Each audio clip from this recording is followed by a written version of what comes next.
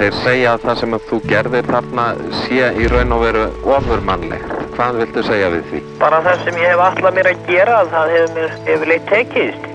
Pabbi er náttúrulega alveg einstakur á heimsvísu. Hann var svona outsider, vegna þess að hann er eitthvað sem fólk skilur ekki. Að þessu voru vitni lögregluþjónar í Keflavík og fjöldi manns. Það var ekki til í þessu blöff. Þetta var engar sjónhverfingar. Síðan var mér draslað í innsta klefa á þessari fangageymslu og síðan var hurðinni skellt í lás og allar lokur reknar fyrir.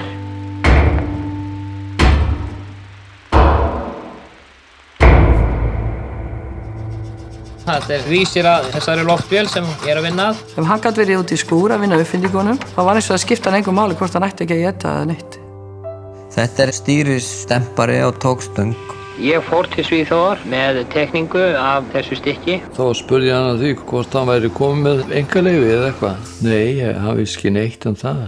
Fljótlega eftir að hann fór til Svíþjóðar, þá kom þessi búnaður í alla Volvo vörubíla.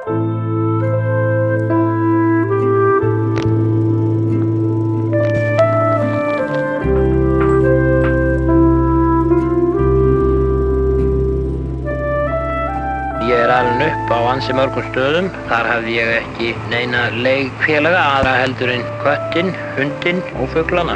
Hann talaði að þeir hefðu barið sig og beitt hann allra handa ofbeldi eins og hann orðaði. Það gekk alveg ýmislegt á í heimilislífinu sem telst ekki eðlilegt í dag. Maður segir bara já þegar pabbi bauð mann að gera eitthvað. Hann er sterkasti maður í heimi.